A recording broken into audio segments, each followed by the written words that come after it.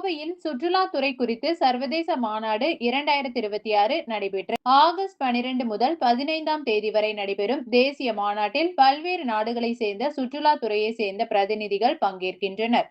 Skol international Coimbatore சார்பில் சுற்றுலாத்துறையினரின் தேசிய மாநாடான skol India தேசிய மாநாடு 2026 தொடங்கியது. ஆகஸ்ட் 12 முதல் 15ஆம் தேதி வரை கோவை லீ மெரிடியன் ஹோட்டலில் நடைபெறும் இம்மாநாட்டில் இந்தியா முழுவதும் உள்ள சுற்றுலாத்துறை சார்ந்தோர் மற்றும் பிரதிநிதிகள் பங்கேற்கின்றனர். நிகழ்ச்சியினை அமைச்சர் சம்பத்குமார், அமைச்சர் ராஜேஷ்குமார் துவக்கி வைத்தனர்.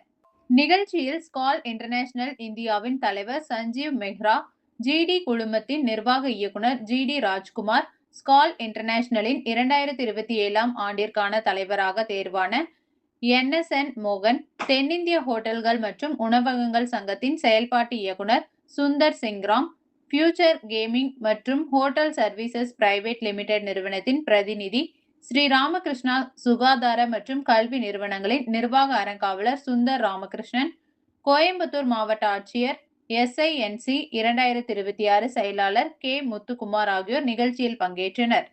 கோவையில் முதல் முறையாக இந்த தேசிய மாநாடு நடைபெறுவது குறிப்பிடத்தக்கது. 4 நாட்கள் நடைபெறும் இம்மாநாட்டில் இந்தியாவின் பல்வேறு பகுதிகளில் இருந்து ஸ்கால் உறுப்பினர்கள், சுற்றுலாத்துறை வல்லுநர்கள் மற்றும் தொழில்துறை சார்ந்த முக்கிய பிரதிநிதிகள் பங்கேற்க உள்ளனர். சுற்றுலாத்துறையின் எதிர்காலம், புதிய வாய்ப்புகள், தொழில் உறவுகள் மற்றும் கருத்து பரிமாற்றம் குறித்து மாநாட்டில் விவாதிக்கப்பட உள்ளது. தொடங்கப்பட்டு கிட்டத்தட்ட 83 வருடம் ஆகிவிட்டது. இருந்தாலும் கூட ஒரு 83 வருடம் ஒரு அமைப்பை வழிநடத்துவதில் எவ்வளவு பெரிய மருத்துவத்துடைய அமைச்சர் அவர்கள் கோயம்புத்தூர், நம்முடைய தென்னிந்தியாவுடைய மார்க்சிஸ்டம் என்று அழைக்கப்படுகின்ற கோயம்புத்தூர் எந்த மாதிரியான சுற்றுலா வளர்ச்சி நடைபெற்றுக் கொண்டிருக்கிறது. இன்றைக்கு தமிழகத்தில் திருச்சிக்கு அடுத்ததாக கோயம்புத்தூர் அதிகமான சுற்றுலா பயணிகள் வருகின்ற ஒரு இடமாக இருக்கிறதை பற்றி தெளிவாக சொன்னார்.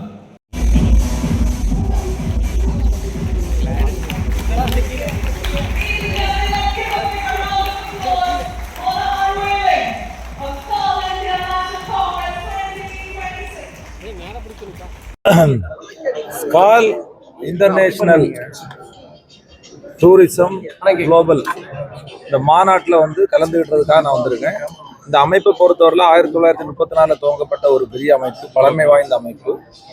அந்த அமைப்பு சார்பாக இன்னைக்கு உலக அளவில் டூரிசத்தை கோஆர்டினேட் பண்ணுறதுக்கும் ஹாஸ்பிட்டாலிட்டி பண்ணுறதுக்கும் ஒரு சிறப்பான ஒரு அமைப்பாக செயல்பட்டுருக்கு. அதில் சுற்றுலாத்துறை அமைச்சர் என்கின்ற முறையில் நானும் நம்முடைய இன்சார்ஜ் அமைச்சர் மதிப்பிற்குரிய சம்பத்குமார் சாரும் இங்கே கலந்துக்கிட்டு இருக்கோம். எங்களை பொறுத்தவரையிலும் தமிழ்நாட்டில் மாண்புமிகு தமிழ்நாடு முதலமைச்சர் அவருடைய அறிவுறுத்தல் பேரில் சுற்றுலாத்துறையை மற்ற துறைகளை காட்டிலும் ஒரு நல்ல டெவலப் பண்ணணும். இந்த பட்ஜெட்டில் கூட அதிகமான நிதியை கொடுத்துருக்காங்க. அது நீங்கள் மகாபலிபுரத்தை டெவலப் பண்ணுறது 200 கோடி ரூபாய் அளவில் நிதி கொடுத்துருக்காங்க. மற்ற மாதிரி ஆன்மீக சுற்றுலா, இயற்கை சுற்றுலா, சூழியல் சுற்றுலா, வேளாண்மை சுற்றுலா, இப்படி பல சுற்றுலாவுக்கு பல அளவில் நாங்கள் டெவலப் பண்ண போகிறோம். அதனால் இந்த மீட்டிங்கில் நான் கலந்துட வந்திருக்கேன். இல்லை, இப்போ கங்கை, யமுனா, அந்த தாமிரபரணி ரிவரை இணைக்கிறதுக்கு இப்போ ஃபர்ஸ்ட் பேமெண்ட்டாக கொடுத்துருக்காங்க 60 கோடி ரூபா. அப்புறம் அதை டெவலப் பண்ண அடுத்த ஸ்டேஜுக்கு கொண்டு போகும். இது PPP மோடு கிடையாது.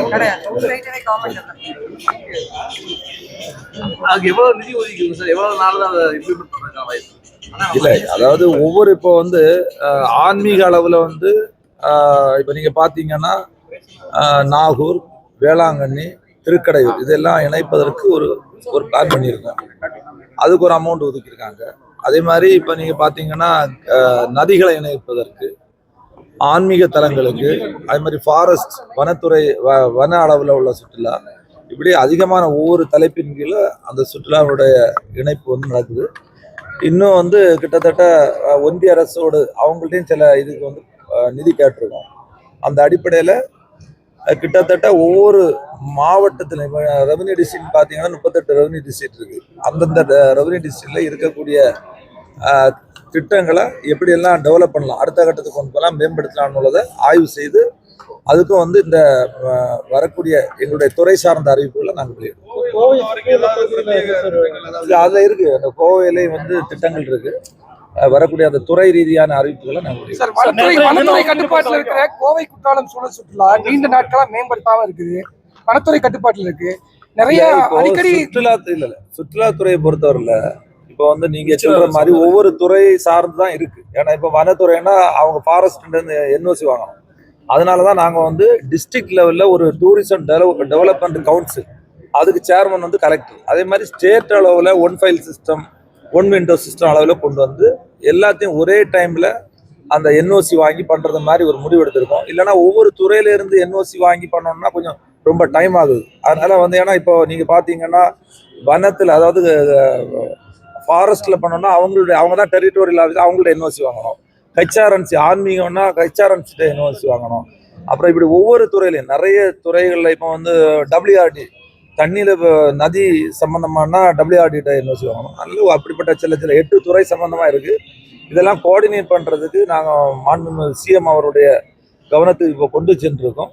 அதனால ஒரு உயர்மட்ட லெவல்ல ஒரு கமிட்டி அமைச்சு அங்கங்கே உடனுடன் அப்ரூவல் கொடுக்குற மாதிரி இந்த தடவை அதை ஏற்பாடு பண்ணியிருக்கோம். சட்டமன்றத்தில் அமைச்சர் ஆதவர்ஜுனா பேசினப்ப தமிழகத்திலிருந்து ஒருத்தர் வந்து பிரதமர் ஆகணும் அப்படின்னு சொல்லியிருந்தாரு. கூட்டணி கட்சியா அதை எப்படி பாக்குறீங்க? இல்ல, அவர் சொன்னது அவருடைய நிலைப்பாடு. என்னன்னா வந்து தென்னிந்தியாவில் வந்து பிரதிநிதித்துவம் வேணும்னு சொல்லியிருக்காரு.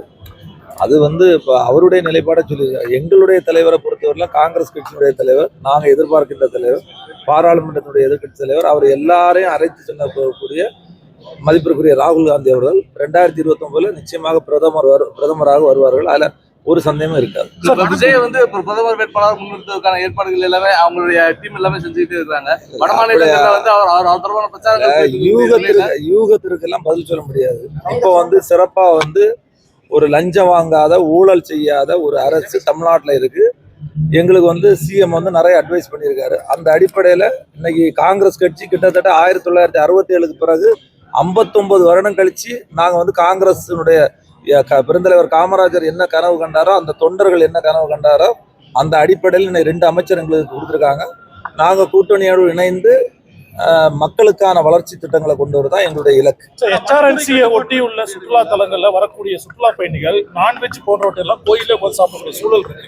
இதை கட்டுப்படுத்துறதுக்கு எந்த மாதிரி நடவடிக்கை? இல்ல, அது மாதிரி சின்ன சின்ன ப்ராப்ளம் இருக்கு.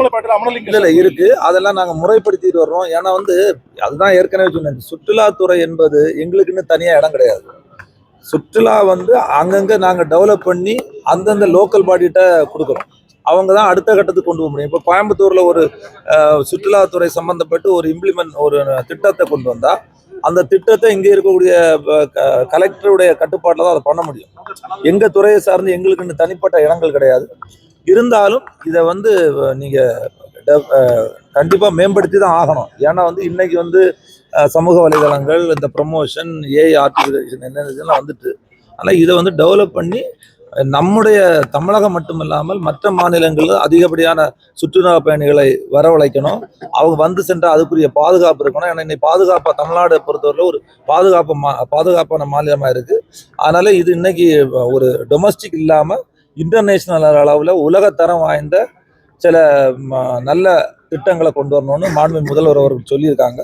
அந்த அடிப்படையில் இதை மேம்படுத்தணும். தமிழ்நாட்டில் ஆன்மீக சுற்றுலாவுடைய இது ரொம்ப குறைவா இருக்கு சுற்றுலாத்துறை சார்பில் சொல்றாங்க சார். அது கூடுதலாக வாகனங்கள், பேருந்துகள், சிறப்பு பேருந்துகள் இயக்குவீங்களா? இல்ல, அதுக்குதான் அதெல்லாம் நாங்க பிளான் பண்ணிட்டு இருக்கோம். டெஃபினட்டா இந்த துறையை வந்து மாண்புமிகு முதல்வர் அவருடைய கவனத்திற்கு கொண்டு சென்று இதை நல்ல டெவலப் பண்ணும்.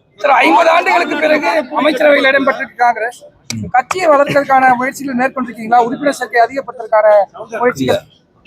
59 ஆண்டுகளுக்கு பிறகு இன்னைக்கு எங்களுக்கு ஆட்சியில நாங்க பங்கு வகிக்கிறோம். எங்க இயக்கத்தை பொறுத்தவரையில இன்னைக்கு வந்து ஆர்கனைசேஷன் ஸ்ட்ரக்சரை பொறுத்தவரையில வாக்குச்சாவடி அளவில் இன்னைக்கு நாங்கள் பலப்படுத்திட்டு இருக்கோம். அதுக்கான அமைப்புகளை ஏற்படுத்திட்டு இருக்கோம்.